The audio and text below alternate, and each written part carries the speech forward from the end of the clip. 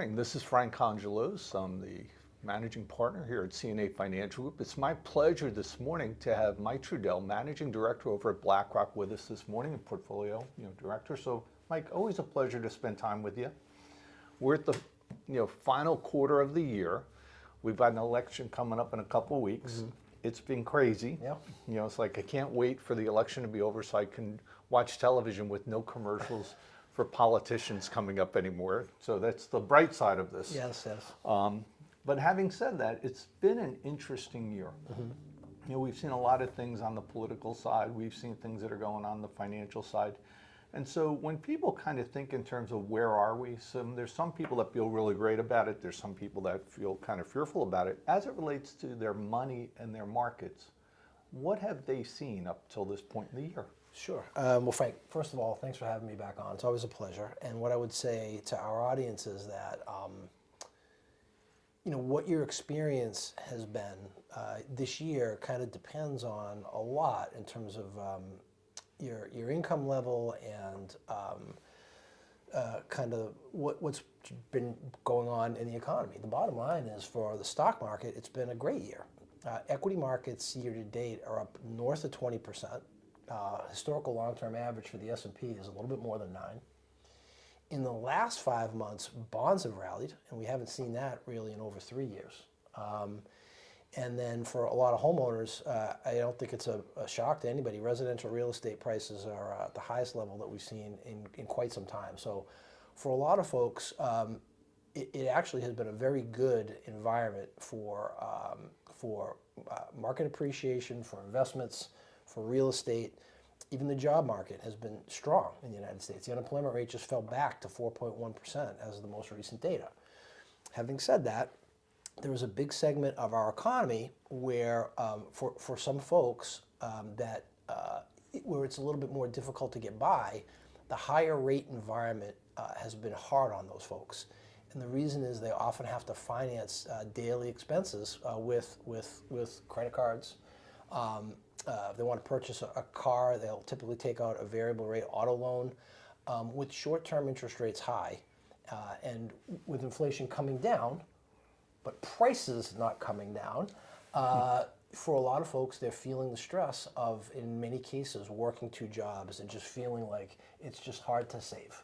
It's hard to save and it's hard to get ahead. So it's been a good year for people that are investors, no question, across the board. I would say, so from a wealth standpoint, if people have money invested, they have home equity and all that, they're feeling good about, their wealth has increased. Mm-hmm. From a cash flow standpoint, things over the last few years and have gotten more expensive. Although, and you said it perfectly, which is, even though it seems like inflation is slowing down a little bit, it doesn't mean we go the other way. That's right. Which is, it's not like when inflation comes down, it's not like prices went down. It just means they go up slower. That's correct. As far 100%. As that goes.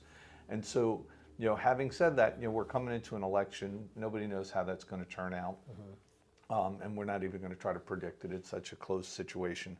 However, with the big run-up that we've had, in stocks, and we've seen bonds doing well and so forth, there's some people that go, wow, the market's really, high right now. Is this now still a good time to invest? Mm-hmm.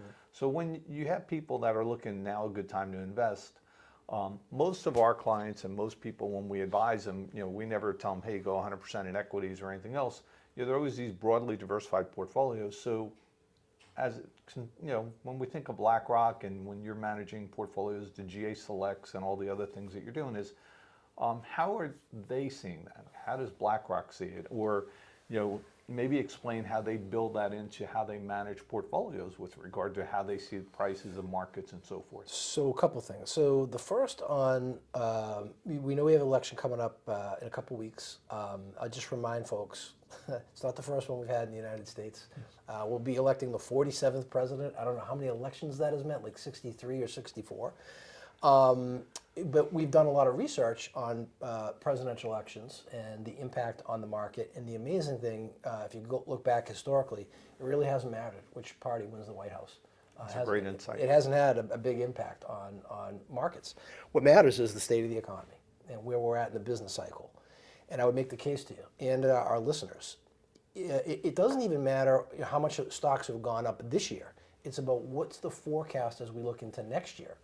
And what I would say to folks is the fundamentals of the U.S. economy to us appear strong. And the case I would make to you is if you look at some basics, things like unemployment. I mentioned to you we've fallen back now to 4.1%. To put that in context for folks, that's one of the lowest levels that we've seen since basically the Vietnam War.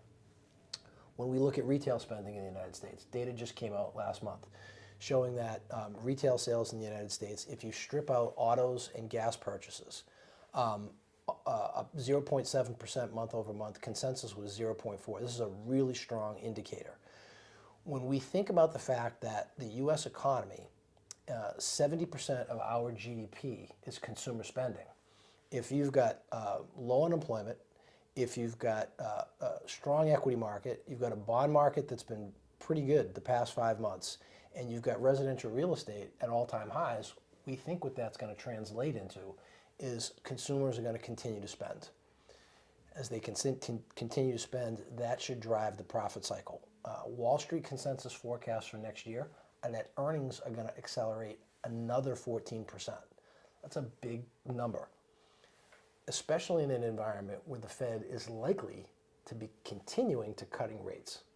So if you've got strong profits and the monetary policy, at least at the front end, should start to come down, it should be a good backdrop for stocks. Having said all that, when we look at valuations relative to history for equities, they're not inexpensive, they're not crazy expensive, they're fair. And so what I think people should budget in is a rate of return next year that is closer to the historical average than we've gotten the last couple of years. The last couple of years have been great. We've gotten big double-digit numbers.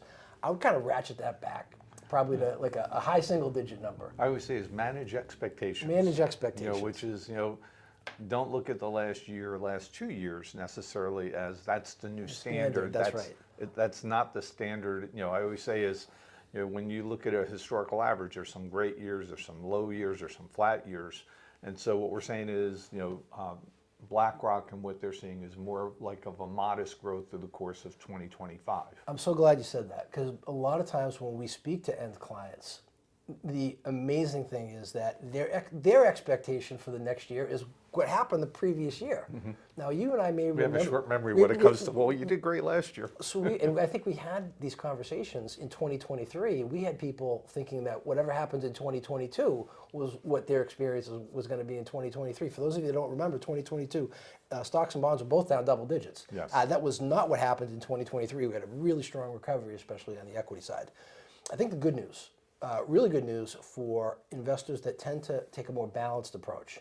In other words, they're not all invested in stocks.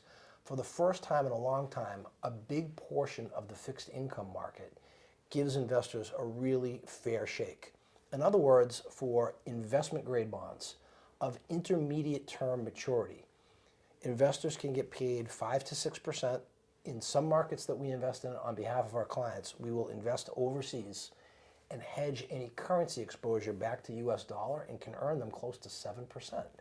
That's a really good return for fixed income, especially considering, we don't have to go back that long, Frank. We've had a lot of clients that were retirees asking, well, how can I get any yield? That was when the 10-year Treasury was paying 1%. There was a point in time, I remember reading an article, it's a 60-40 portfolio debt, because they were 100%. talking about, when you get in a very low return on bonds. But now what's happening is on the bond side of the portfolio, people are being compensated for it. That's correct. They're being compensated for that risk, and I think as a lot of our listeners probably know, in terms of monthly volatility, historically speaking, bonds have been a lower risk asset class than stocks. So what I'm trying to articulate is that for a lot of investors, especially if they take a diversified approach, which I know you mentioned that you prescribe to a lot of our clients, the bond portion of the portfolio, for the first time in many years, is poised to really contribute and do so in a way that can provide a really healthy rate of return without taking a lot of risk. In our view, credit risk is very low in the United States because the economy is strong and a lot of these companies have termed out their debt when interest rates were much lower. In other words, even though we've all felt rates come up at the front end, for those companies, they've borrowed long term when yields were much lower and they locked in. Just like a lot of homeowners, locked in their mortgages. Makes sense. And so their cost of funds is low, and it gives an opportunity, as far as what it costs them to pay their bills. That's just exactly like right. the average everyday American. So when our listeners hear this and so forth, it's like, hey, rates are going to change. They're going to go up. They're going to go down. But having a nicely diversified portfolio in today's environment, they're being compensated on bonds. The growth market, and so forth is going to be what it is. It's always got, but everything has some level of volatility, but it's not, where people are looking and saying, oh my goodness, this is crazy. The consumer sounds still strong. Very strong. And then it was interesting, we were just speaking with you with regard to our advisors, and people think, oh, things are getting bad, because we'll hear that from people, and people are starting to default, but where are the default rates nowadays? It's important for people to know that, where are things? So it's really important to understand, and I tried to kick off our discussion with the fact that the economy has been a two-speed economy. And I think for a lot of your clients, they've been in the speed that's been working really well. That's the speed where stock markets have given them a good return, the value of their homes have been appreciating, the bond market has helped out in the past couple of months. There's another segment of the country, however, where lower income folks, as I said, it's been a little bit tougher because they borrow so much, and they rely on variable rate interest. They rely on credit cards to make ends meet. It's been a little bit tougher for them. So in that segment, we have seen credit card delinquencies rise. We have seen some auto purchase and auto payments rise in terms of delinquencies. The critical thing to understand is that the higher income cohort in the United States is the one that moves the aggregate data. They're the bigger spenders. The reason is they have more. It's the larger debt. It's just a larger group of spending capability, and they are the ones that are driving the economy. And so that's why when we look at the corporate level and we say we think that the likelihood of default on corporate bonds is low, it's because those folks are healthy in their spending.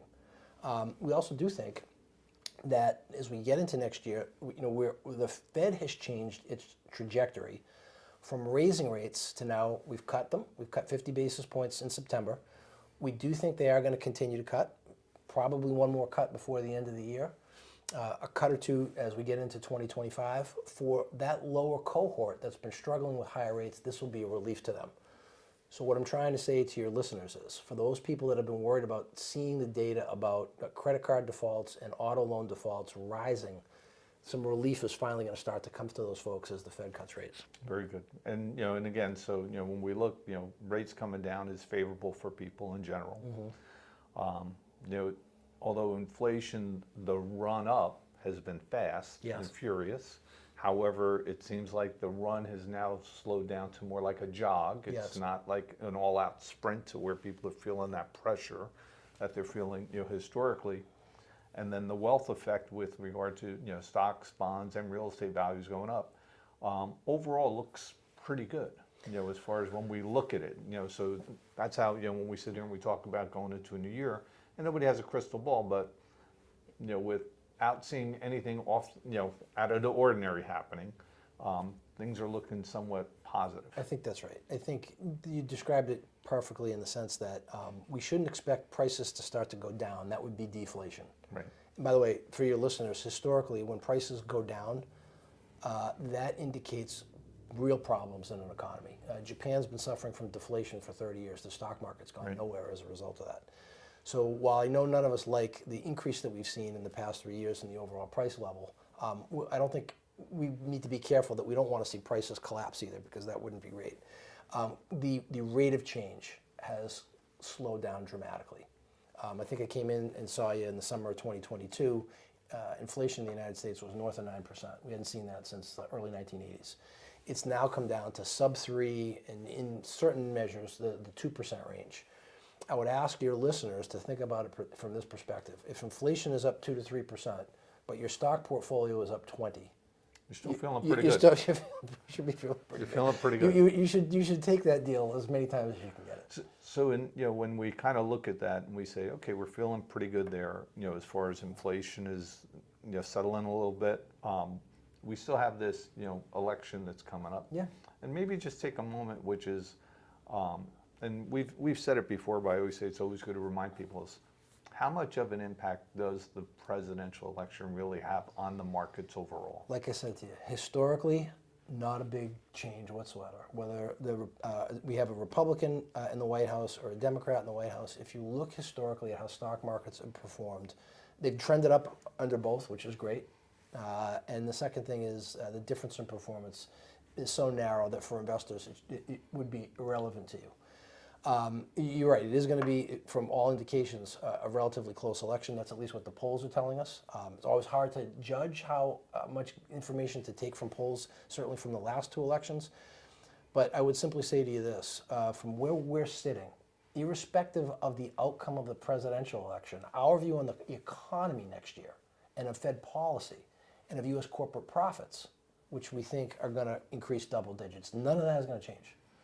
What I think you would see from us is under the hood, within our equity allocations, depending on the outcome of the election, are there other industries or sectors we would emphasize, depending on who wins at the presidential level? Yes, probably would. But it's still probably, since we don't know that yet, we don't have to make that decision, and we're going to wait for more information before we do that. It's a great insight. And then, every once in a while I'll have people say, Frank, what do you think? Are we heading for a recession? And so, that R word that's out there, we just had the Fed when they cut the 0.5 point, and then there's a lot of people thinking there are a whole lot more rate cuts coming in. From a BlackRock standpoint, and Mike, you doing what you're doing, what have you been seeing, and what are they been seeing, and what are your thoughts on that? Our view is the likelihood of recession in the short to intermediate term is really, really low. I showed some data earlier today to Frank's team highlighting the fact that when we listen to corporate earnings from America's biggest companies, from CEOs and their CFOs, their use of the word recession is some of the lowest that we've seen in history. Now, these are people that want to be very upfront. If they see trouble on the horizon, they want their investors to know because they don't want to disappoint them. And they're just not mentioning recession. We highlighted the fact, and you highlighted the fact, that the Fed is cutting rates, which should be helpful. The U.S. consumer and the job market in the United States is strong. Last but not least, and I've made this case before, equity investors, stock investors are really smart, but the smartest guys on Wall Street are often the bond guys. And what we've seen from the fixed income market is when we look at default rates on high yield bonds, the default rates have actually been coming down. And they're at some of the lowest levels that we've seen in the past couple of decades. What does that mean? When default rates on high yield bonds are coming down, what it means is those companies are not struggling. And the reason why that's important is usually problems in the credit market indicate larger problems in the economy. And if companies are not defaulting, in other words, if they're not going bankrupt, it's hard for us to go through a deep recession. So the job market's good, corporate America is not defaulting, and the Fed's cutting rates. That's a pretty good recipe for the future. So, as I'm listening, Mike, and we've been talking about this morning, as we come into year end, it's kind of like stay the course. Let's see what happens in the election. Although it doesn't have a tremendous impact on everybody, and most of our clients, and those of you who are listening to this, I always say is, we're not day traders. We're not investing for the day. We're investing throughout a lifetime. That's correct. And so when we look at what equities have done over long periods of time and bonds have done over long periods of time, a well-managed, globally diversified portfolio historically has done well. That's why one of our partners with BlackRock and what we do with them, and as well as with other portfolio managers, it's been a winning scenario. So Mike, it's been a pleasure to have you with us today. Thank you for the insights. Always a pleasure to be here. As we enter into also the holiday season, now that we're in the middle of October, believe it or not, we got holidays around the corner from, we'll be in Halloween in a couple weeks, we're going to be in Thanksgiving, and we'll be at Christmas, and then we'll do our year-end show, and for the beginning of the year, what's the first quarter look like, and we'll come back with the election results and some thoughts. And so, Mike, thank you for being with us today, and for all of our listeners. Enjoy the end of October, this beautiful foliage that we're seeing, and the elections craziness that's going to come up in a couple of weeks. And we'll catch up with you soon.